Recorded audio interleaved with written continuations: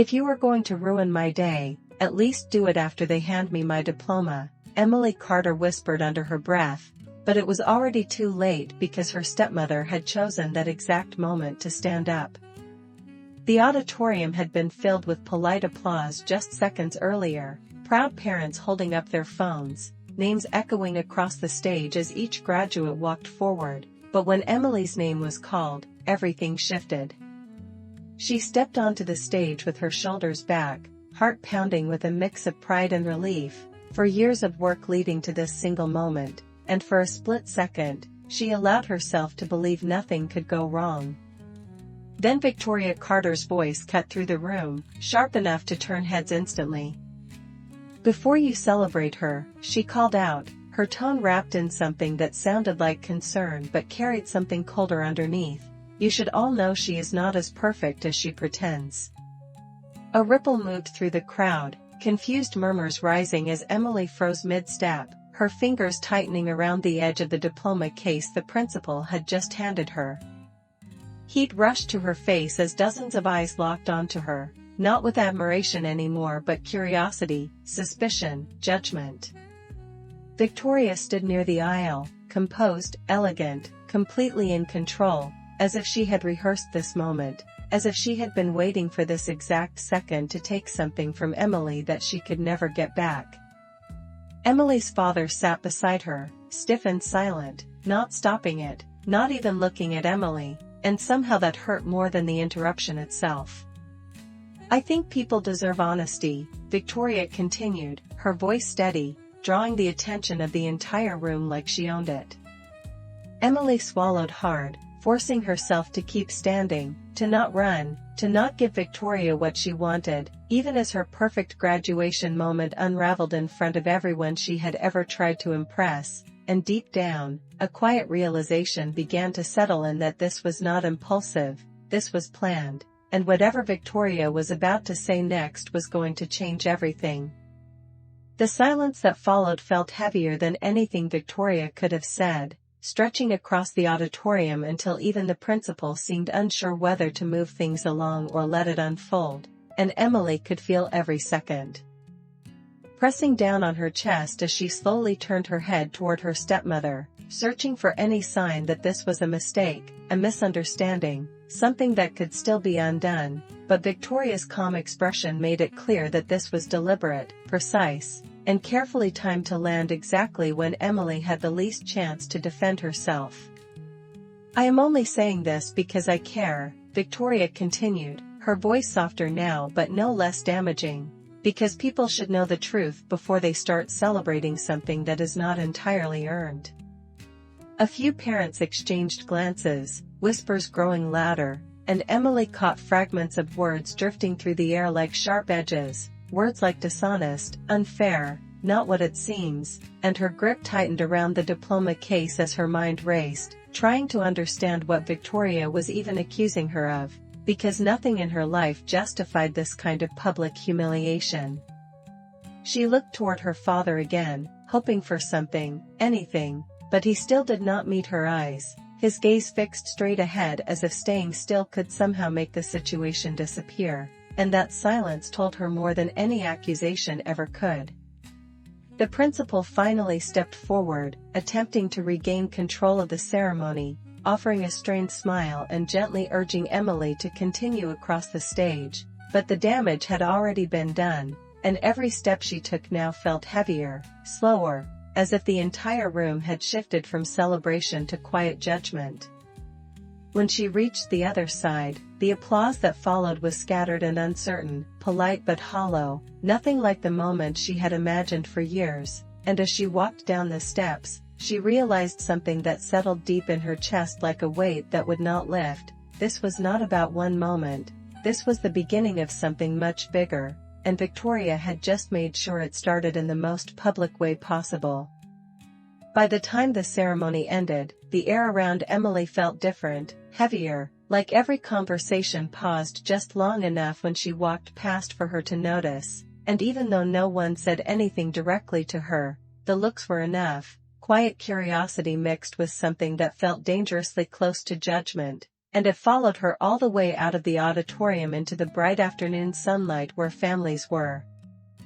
gathering for photos and congratulations that suddenly felt distant and out of reach. She spotted her friends near the parking lot, their smiles hesitant, unsure, and that hesitation told her everything she needed to know about how fast Victoria's words had spread, how quickly one carefully placed moment could rewrite an entire story people thought they understood. "Emily, what was that about?" one of them asked gently, not accusing but not entirely neutral either, and Emily forced a small smile that did not reach her eyes, shaking her head as if the answer was simple even though it was anything but. "It was nothing," she said, the words sounding thin even to herself, because deep down she knew it was not nothing, it was something deliberate, something calculated, something that had been building long before today. Across the lot, she saw Victoria standing with her father, speaking quietly, confidently, as if she had just handled a necessary situation rather than created a scene, and for a moment Emily stayed still, watching them, replaying every interaction from the past few years in her mind, every small comment, every subtle decision, every time something important to her had been quietly redirected or diminished. It had never been loud before, never obvious enough to confront, but now, with the spotlight of today still burning in her chest, the pattern was impossible to ignore, and a slow, steady realization began to take shape that this was not about a single accusation or a misunderstanding. This was about control, about shaping how others saw her, about positioning Emily as something less so that Victoria could remain something more. And as Emily stood there holding her diploma, the one thing no one could take from her, she understood something else just as clearly. If Victoria had planned this moment so carefully, then there had to be a reason, something bigger beneath the surface that had not been revealed yet, and for the first time since stepping on that stage, the confusion inside her began to shift into something sharper, something more focused, because whatever game Victoria was playing, Emily was no longer willing to stand in the middle of it without understanding the rules. Emily did not go home right away, even though every part of her wanted to disappear somewhere quiet and pretend the day had never happened, because she knew that if she walked away now without understanding what Victoria had started, it would only get worse, and that thought kept her rooted in place long enough to see her father finally step away from Victoria and look around as if searching for her. When their eyes met, there was a brief flicker of something in his expression, something uncertain, almost guilty, but it vanished just as quickly as he started walking toward her, his steps measured, controlled, like he had already decided how this conversation was going to go. "Emily," he said, his voice calm but distant, the kind of tone he used when he wanted to avoid conflict rather than resolve it, "we should talk about what happened in there." She let out a small breath, steadying herself, because this was the moment she had been waiting for, the moment where he would finally choose whether he believed her or not. "Yes, we should," she replied, keeping her voice even, refusing to let the emotion show, because she could already sense how easily it could be used against her. He glanced back briefly toward Victoria, who remained just far enough away to appear uninvolved while still clearly listening, and that single glance told Emily everything she needed to know about where his loyalty stood. "Victoria is concerned," he continued, choosing his words carefully. "She thinks there are things I should be aware of, things about your school record, your applications, things that do not quite add up." For a second, Emily did not respond, not because she did not have an answer, but because the accusation itself felt so disconnected from reality that it took a moment to process. And then, slowly, it clicked into place, not the truth of what he was saying, but the strategy behind it, the way it created doubt without offering anything concrete, the way it shifted the burden onto her to defend something that had never been questioned before. "And you believe that?" she asked quietly, searching his face for any sign that he might hesitate, that he might question it, but all she found was uncertainty wrapped in avoidance. "I think we need to look into it," he said, and that was enough, because in that moment Emily understood that this was no longer about one scene at graduation, this was something Victoria had already planted, something that had been growing quietly, and whatever it was, it had reached a point where it could no longer stay hidden, and that meant one thing: Victoria was not just trying to embarrass her, she was trying to replace her.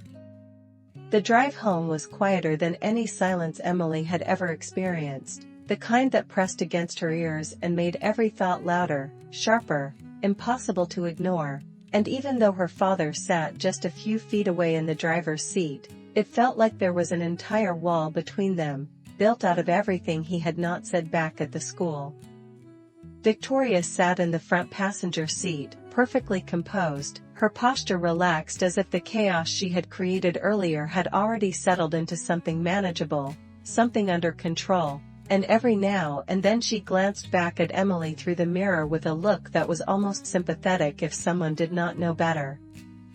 "I hope you understand," Victoria said gently after several minutes, her voice smooth and measured. "This is not about embarrassing you. It is about making sure everything is honest before you move forward with college and all the opportunities ahead of you." Emily did not answer right away, because the words sounded reasonable on the surface, but the timing, the setting, the way it had all been done in front of hundreds of people, stripped away any illusion of good intention, and that contrast only made the manipulation clearer. "If that was true," Emily finally said, her voice steady despite the tightness in her chest, "you would have talked to me first."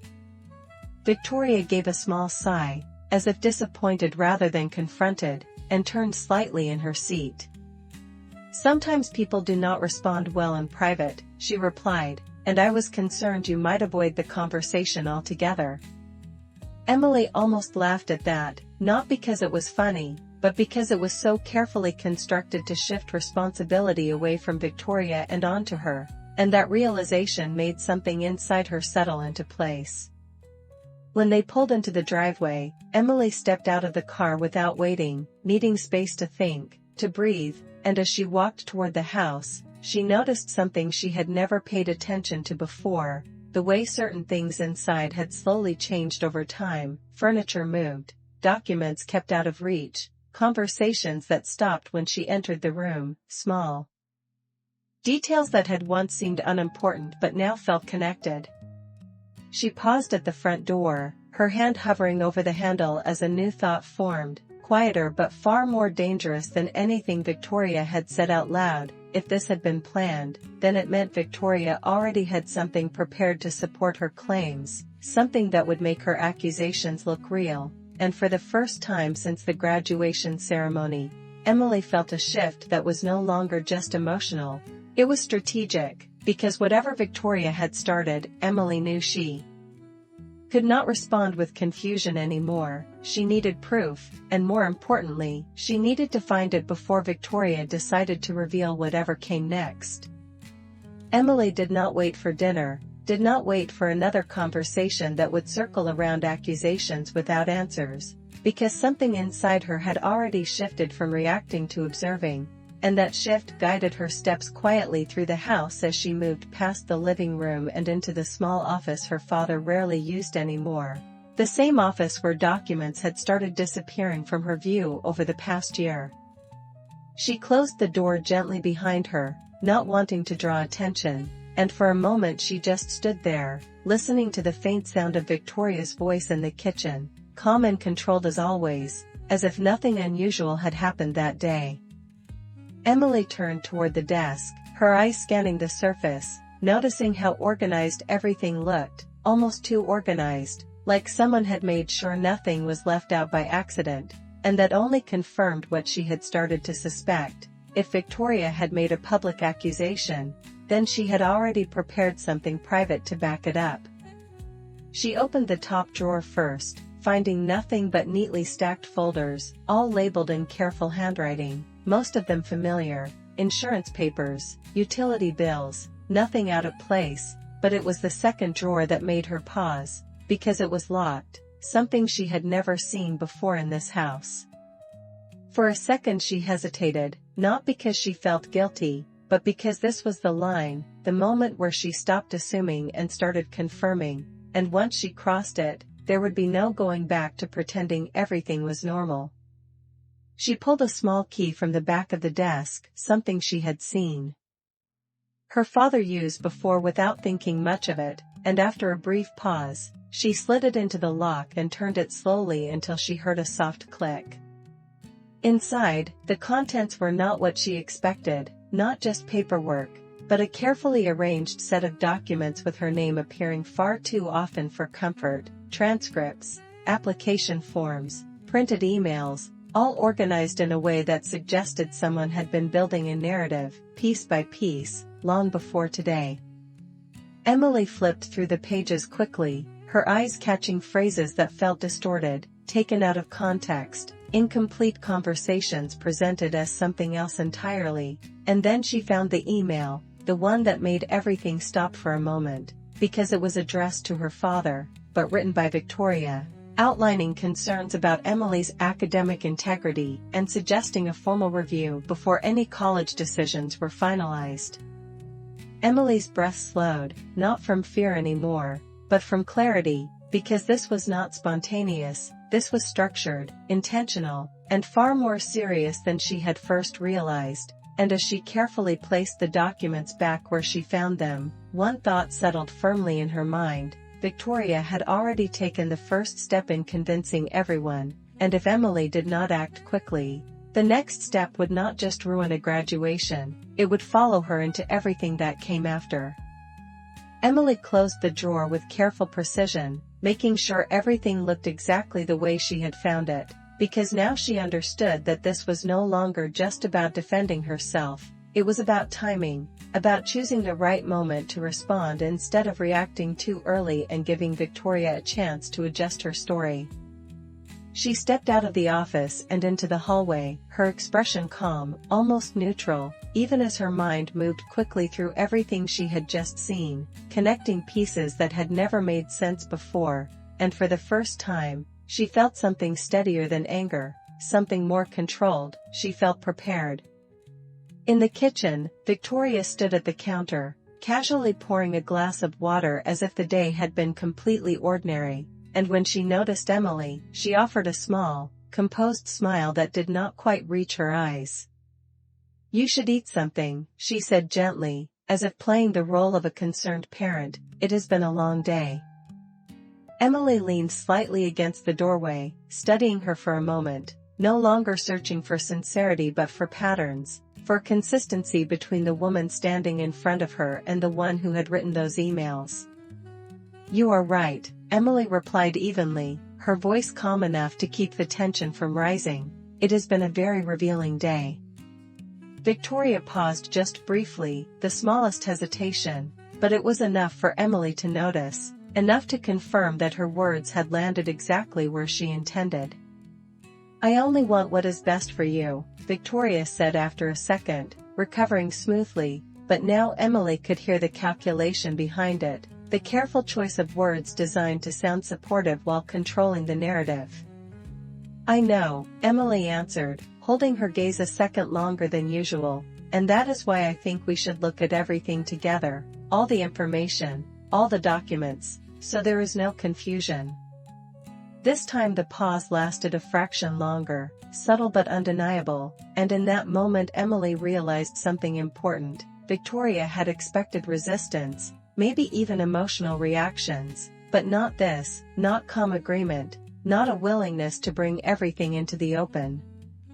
"We can discuss that later," Victoria said, turning back toward the counter, but the shift in her tone was enough. It was not dismissal, it was delay, and delays only happened when someone needed time to adjust.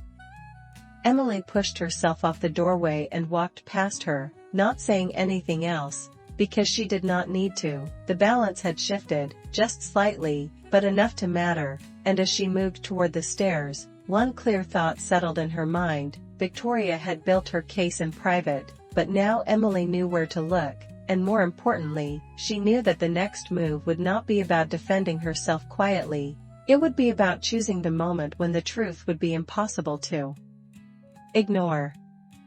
The next morning did not feel like the day after a graduation, it felt like the beginning of something unresolved, something waiting to surface, and Emily moved through the house with a quiet awareness that everything around her had changed, even if nothing looked different on the outside.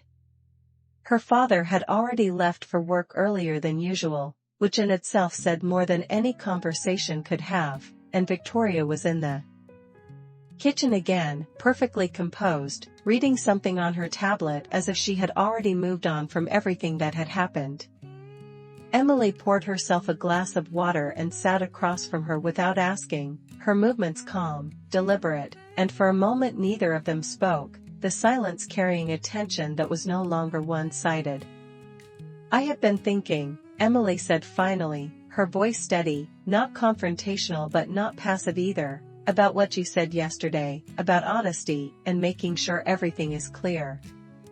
Victoria looked up slowly, her expression neutral, but there was a subtle shift in her posture, a kind of alertness that had not been there before. "That is good," she replied, offering a faint smile, "because clarity is important, especially right now." Emily nodded once, as if agreeing, then reached into her bag and placed a small stack of printed pages on the table between them, not all the documents she had seen, just enough to matter. "Then I think we should start with these," she said, watching closely as Victoria's eyes moved down to the papers, recognizing them instantly even though her expression barely changed. "You wrote these," Emily continued, her tone still controlled, "and you sent them to my father before yesterday, which means what happened at the ceremony was not about concern, it was about timing."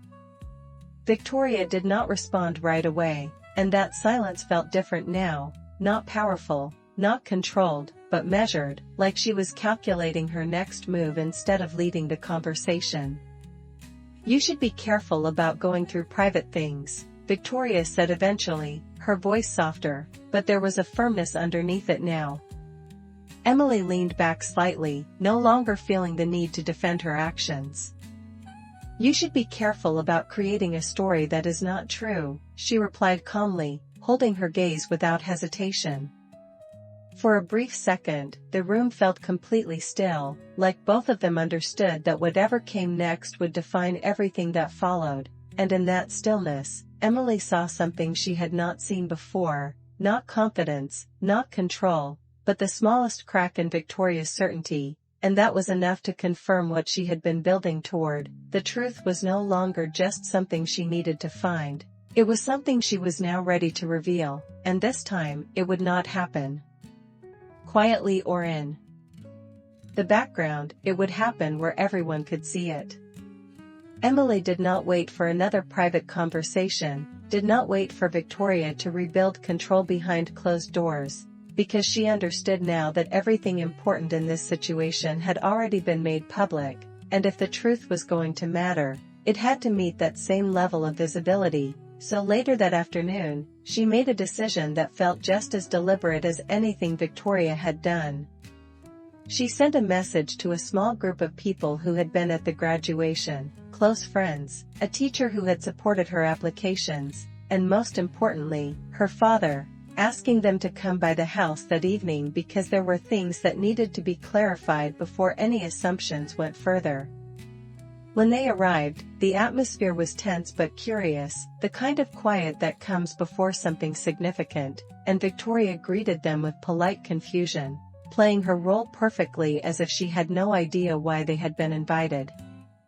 Emily stood in the center of the living room, her posture steady, her voice calm, and for the first time since the ceremony, she felt completely in control of how this moment would unfold.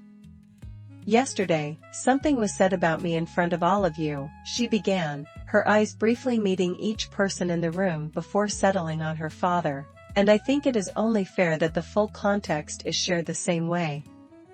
She reached for the folder she had prepared, placing copies of the documents on the table, not rushed, not emotional, just clear. "These were written before yesterday," she continued, "and they were used to create a narrative that is not accurate." A quiet shift moved through the room as people began to read, their expressions changing from curiosity to realization, and then slowly, to something else, something closer to discomfort directed not at Emily, but at Victoria. Her father picked up one of the pages, his brow tightening as he read, and for the first time, he did not look uncertain, he looked unsettled. "Victoria," he said, his voice lower now, no longer distant, "why was this never discussed openly before?" Victoria's composure held for a moment longer, but the space around her had changed, the certainty she had relied on no longer supported by silence but challenged by clarity. Emily did not interrupt, did not press, because she knew this part mattered, not just proving the truth, but letting others arrive at it themselves, and as she stood there watching the shift unfold, she felt something settle inside her, not victory, not relief, but something quieter and stronger. She had taken back control of her own story. But as her father continued reading, his expression tightening further, he paused at one specific page, one that Emily had not placed there, one that had been mixed in without her noticing, and when he looked up, the question in his eyes was no longer about Victoria, it was about something else entirely, something new, and for a brief second, Emily felt the ground shift again, because whatever that page contained, it was not part of her plan, and it meant that this was not over, not even close.